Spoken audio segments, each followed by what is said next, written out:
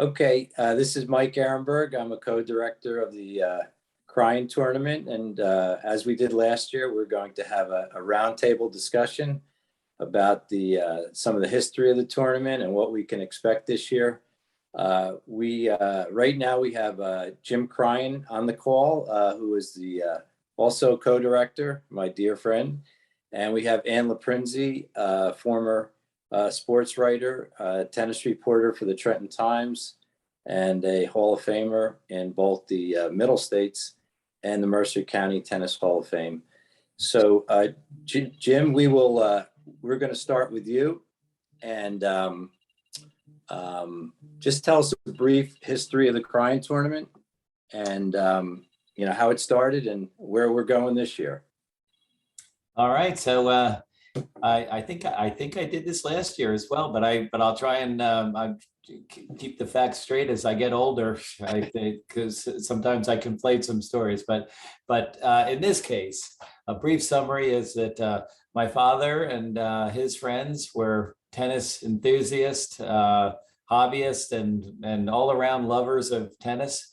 And at the time that he got ill, they were trying to get a tournament in Trenton that would attract players from New York and Philadelphia, so they wouldn't always have to go, and if they wanted to play competitively, they wouldn't have to travel, and they'd get at least one tournament in. So then when he became sick and when he passed away, his friends named the tournament after it. It started at Cadwalder Park in 1964, and was there until the mid 70s. I moved to Cooser Park for a couple of years. And then 1979, when Mercer County Park opened up, it moved over there and became it was a fairly large tournament, but men only. In the 60s. In the 70s was, I think, men only as well. And then at Mercer County, it grew. I think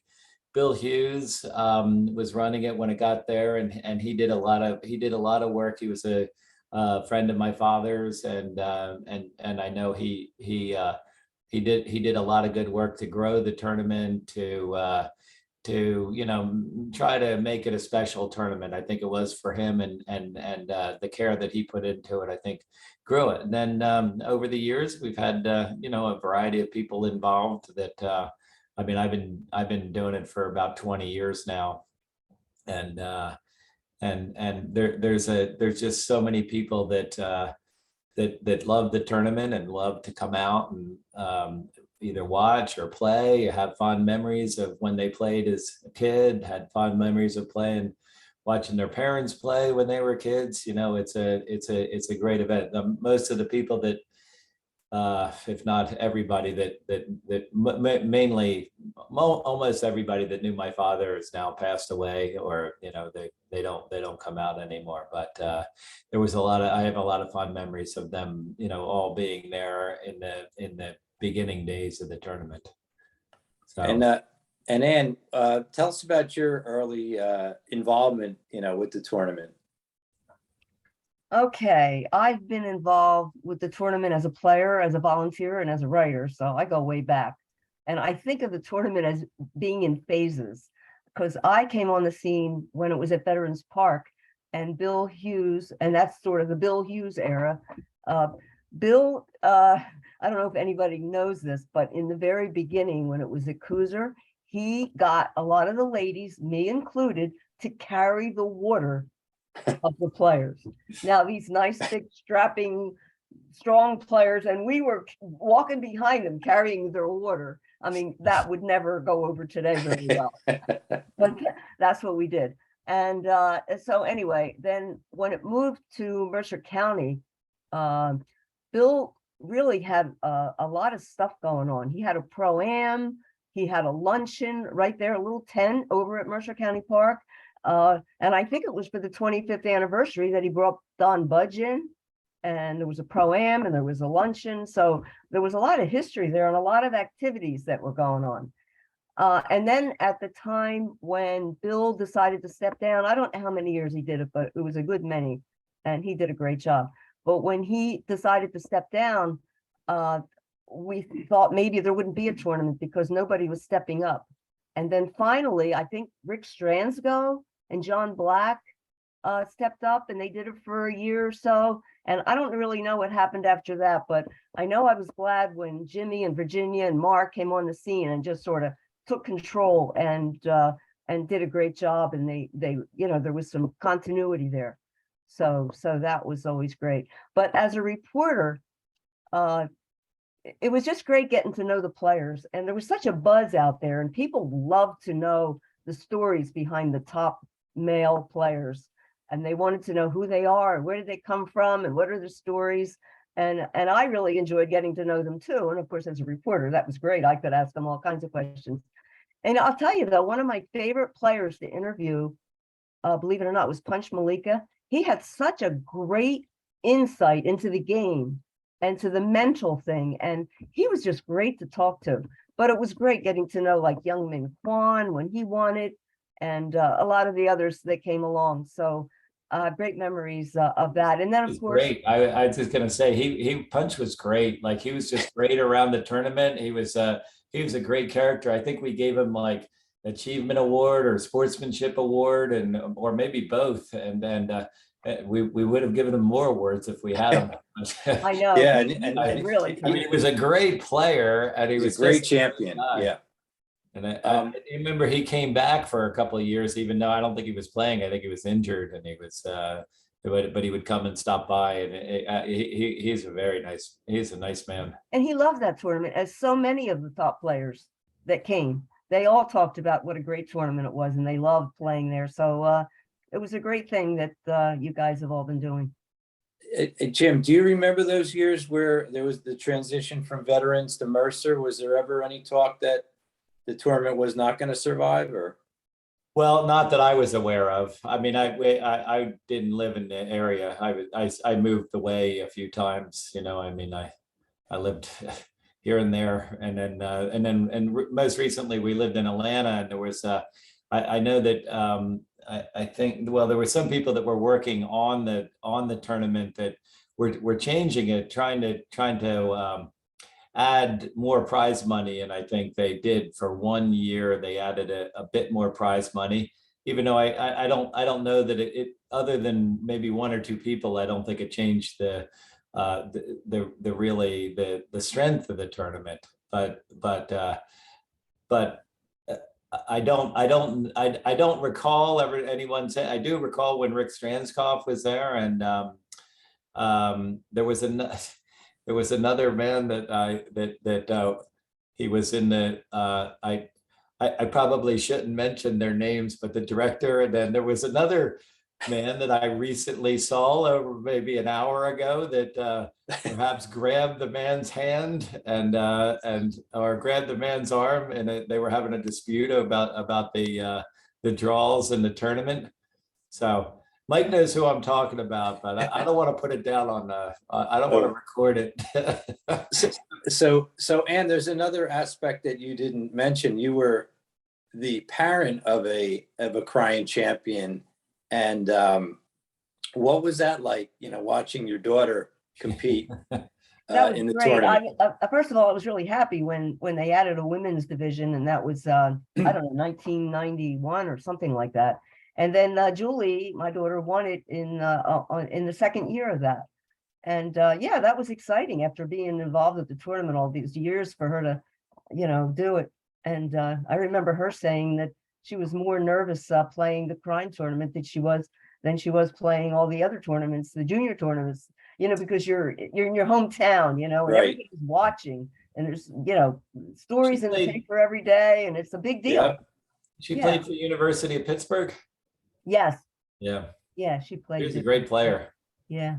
The other thing that was really great is as a supporter of the tournament is the crowds every night. I mean, people would come out in droves, and it became, some people didn't even watch the tennis. They were just there to socialize. To socialize, exactly. It was just, and the late night, like doubles matches, men's doubles, mixed doubles, it was really exciting.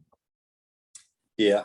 Some of the I've often said some of the funniest matches ever were, at midnight on on a Monday night with they playing a mixed doubles match, and all the kids from Lawrenceville tennis camp would be out there, and then local tennis professionals, teaching pros were playing with somebody, and they were great matches, and everybody would, it had sort of like a US Open feel. There was people there, they had the local people and the people from the tennis camp, and they were supporting.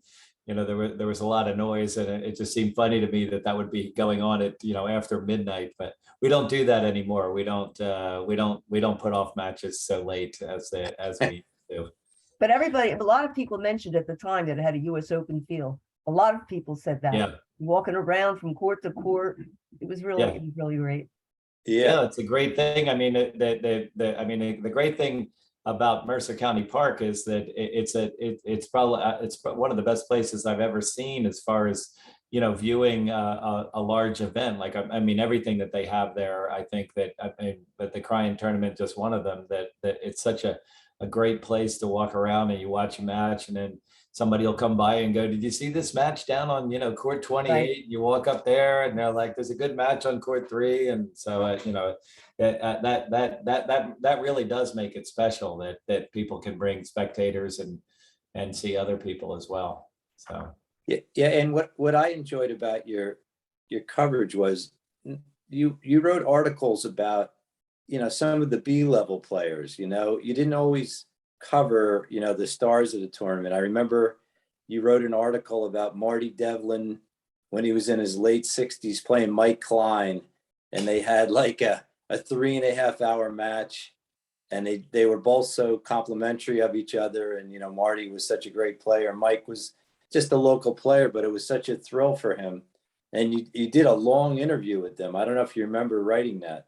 I don't remember that, but I tried to mix it up and not just write about the men's stars, but yeah.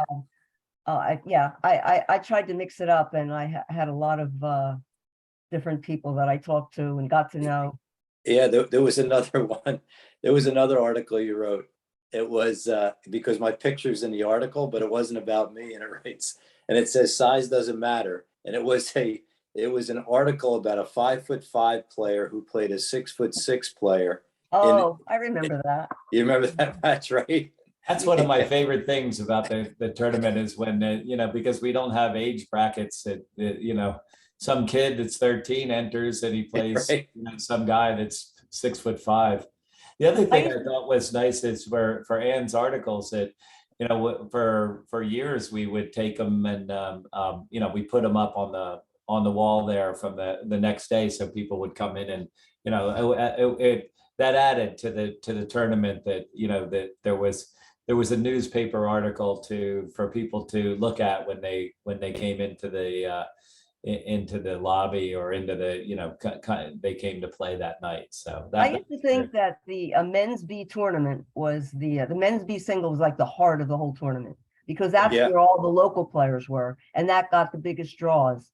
So there was a lot of heart in that one, and a lot of competitiveness. I can tell you that whoever played the men's B, often the winner of the men's B was often the winner of the men's B doubles, and those people like 20 years ago when we had that going in that format, I would really get to know the people because they were out there.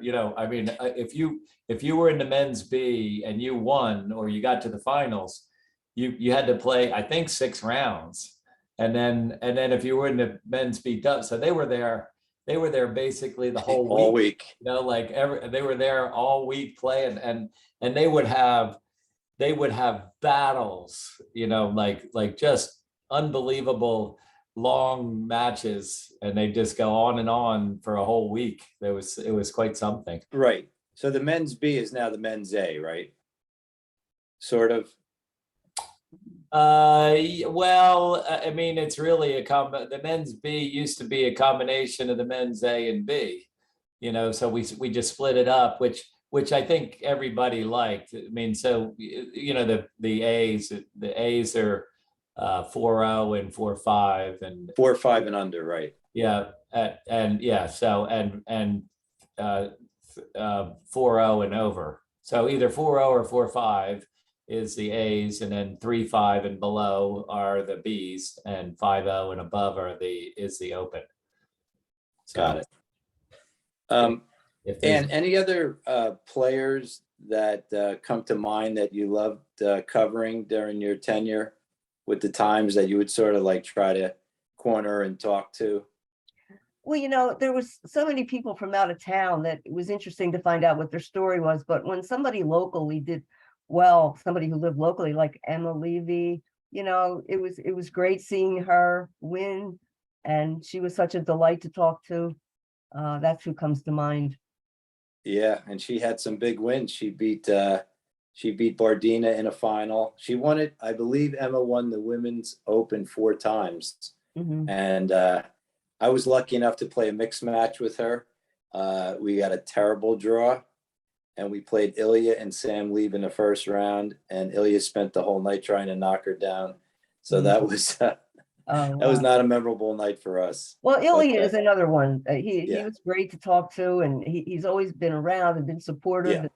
Uh, Great player. yeah, and great nice guy. player, and I liked getting to he know had a him. whole following of kids from local high schools and stuff. When he was like 22 or something, it seemed like all the kids, like all the kids that were just a bit younger than him, really looked up to him, as they should. He was a great player, I mean, a nice guy, and still Yeah. is. Yeah, he is a great player. And any controversial moments that stick out in your mind, that you covered? Oh, I can't think of anything. I know that when high school kids started playing in it, there was a lot of people didn't like that. Some people liked it, some people didn't. I played high school kids in the tournament. I thought it was great. It's like, when else am I going to get to play them? And I thought it was fun, but some people didn't like that. But Right. so it's sort of, that was another phase when younger kids started to get in the tournament, and I think it was a good thing. When They did had the tournament? I often think in the last 20 years, I'm very impressed by the way everybody behaves on the tennis court in general. 99%. I mean, it wasn't always that way. Like in the 70s, I think, probably inspired by John McEnroe or something, people were a bit more they were not reluctant to argue a little bit on the court, and there was people that there were local people that were very comfortable arguing on the court. But it seems like now mostly everybody's very well behaved. I mean, there's always going to be something, but in general, I mean, all the kids and all the adults, everybody seems for the most part, very well behaved. Yeah, I was hoping Marvin would be on this call because he could really tell us. He's been in the thick of Marvin, he'll stir it up with people. Yeah. Marvin was the umpire during one of the great finals between Dave Lomacki and Young Min Kwan, and at 5-4 in the third set, 30-all, Lomacki said something to Marvin, and Marvin said point penalty, and then he said something again, and he said game, set, match, Mr. Kwan, and the crowd was stunned, and the match was over. And, Wow, I don't remember that. Oh yeah, no, that was I'll never forget that as long as I live. Yeah, that was a controversial ending. He ended it with 2 penalty points. I know we've talked about that over the years, and with Marvin, he's done a great job, and he does it. I mean, he and Mark organize it so well, and if there's a rain delay or something, they do a good job I mean, Mark does a great job of organizing any disruption. That he just makes it run smoothly, and Marvin, he tries to keep things at hand. And so, I remember just playing, when I was in my 20s, and him being around, and he was very, very strict. And we've had discussions of it. They say like the Cryan Tournament is supposed to be not quite like that, like we're trying to be a charitable event and and sort of a local event, and we don't want to, I mean, we'll give some people a break here and there, for something rather than making it be strictly like if he's managing a college match, he's got the rules are the rules, right? And they stick to them pretty closely. But Right, yeah. but I've seen him in action in a college match. try to make it. We've said we try to treat it as sort of a hybrid of tournaments. Yeah. So was this ever a USTA tournament? Yeah, I think so. On and off, it has been. I mean, to be honest, I don't think it matters much now. I'm not quite sure what it has to do with rankings and stuff. I don't think many people play for like an amateur ranking anymore. That a Cryan, an adult amateur ranking.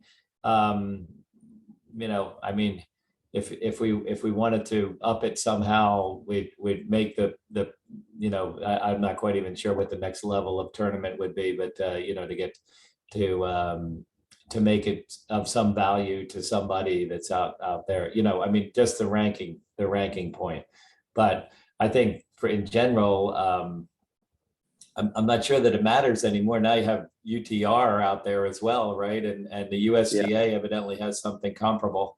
And so whatever happens there will go into your ranking, and everybody gets prize money now, no matter who they are. For years, we didn't give prize money to college students or high school students, but now we do. So we don't even ask any questions anymore. Years ago, we had a lot of discussion about whether we should make it a ranked tournament or not. I mean, there was a lot of discussion about it.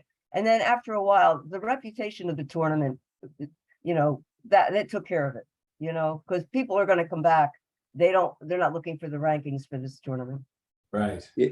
I mean, the draws, I mean, we had COVID last year, but previous to COVID, what were there, 500 entries? I mean, it's got to be the biggest tournament on the East Coast, right? Yeah, I know that people have said it's one of the biggest tournaments in the country.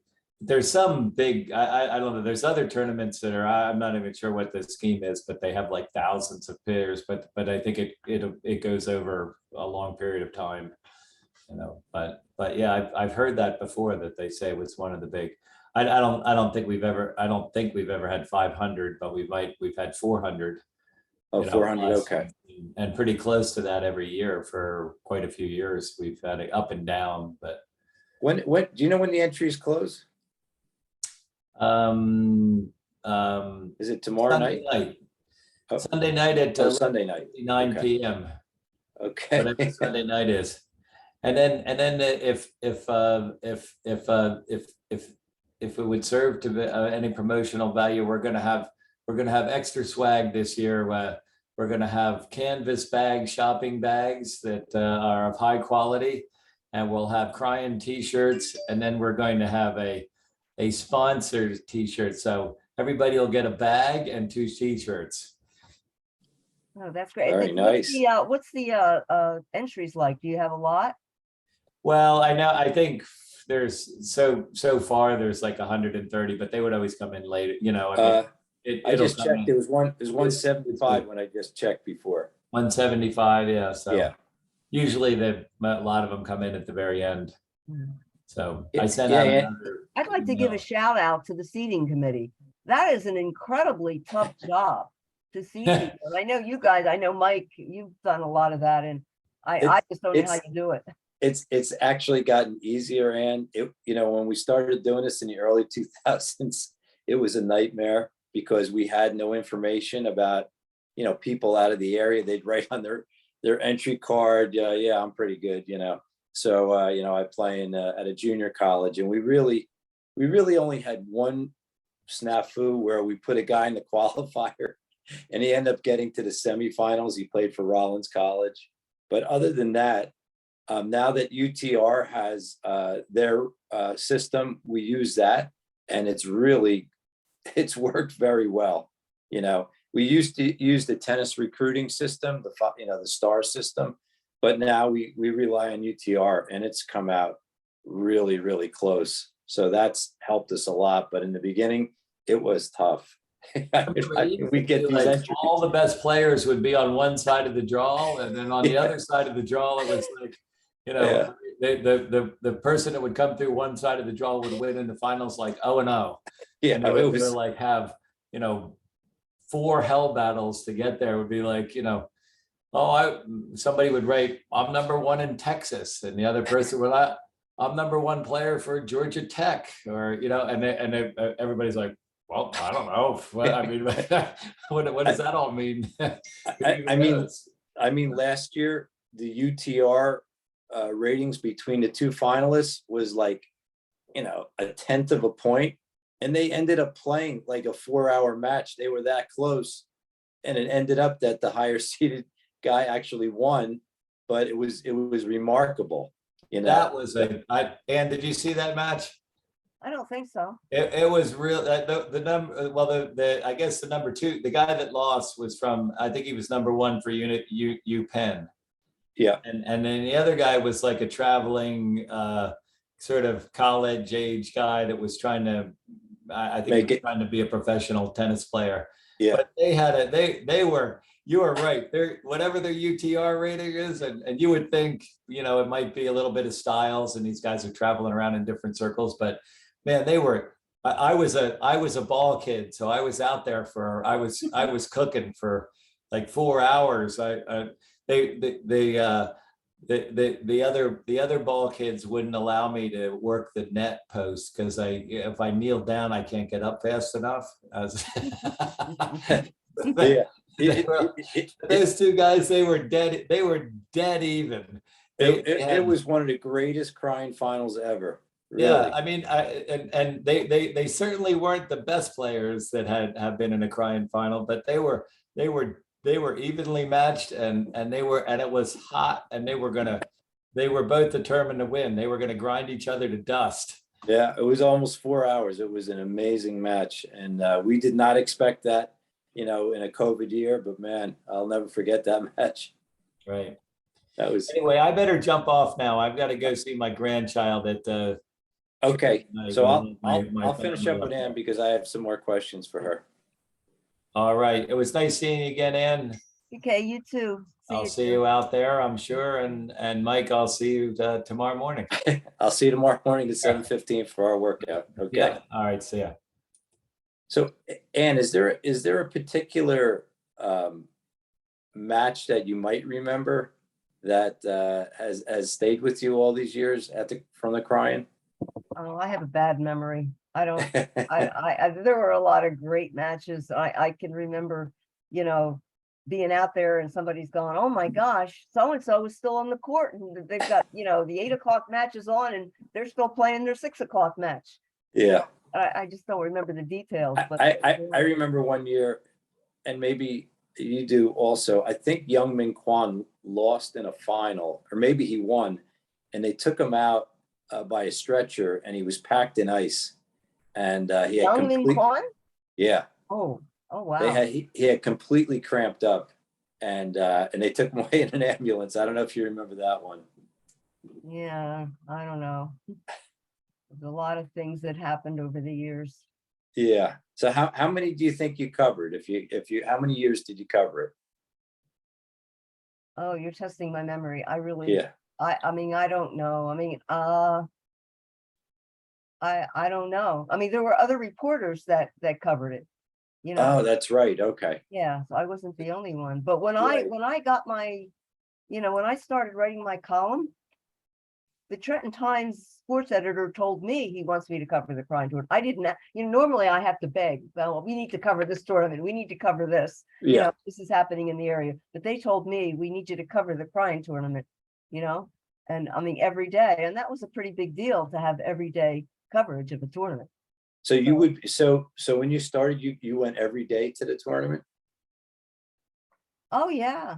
Yeah. Well, you know, and sometimes I would say, look, I'll do these days, but maybe somebody else could fill in. So maybe I would do 5 days, and then they'd get somebody else on the days that I said I didn't want to do it.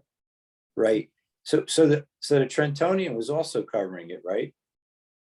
Not not really that I remember. Okay. Yeah. Because Okay. I remember when I first started playing, they were covering some of the local tournaments. I mean, I have some articles when I was playing at the Trentonian, had a reporter out there covering some of the Mercer County tournaments. So I thought maybe they were covering the Cryan. Well, I don't remember that. And then, of course, Yeah. Scott Stoner was the writer for the Trentonian. I don't know if he actually covered any tournaments with them. Yeah.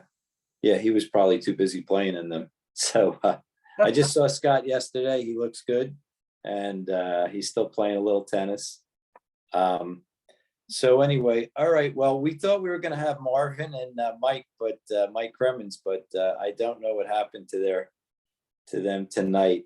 But we just wanted to have a little, a little talk and a little summary, and it was great having you. And we're, hopefully we'll see you next in 2 weeks. You'll come out and see what the Cryan's like in 2022. Yeah. We still have great matches, and we still have big crowds.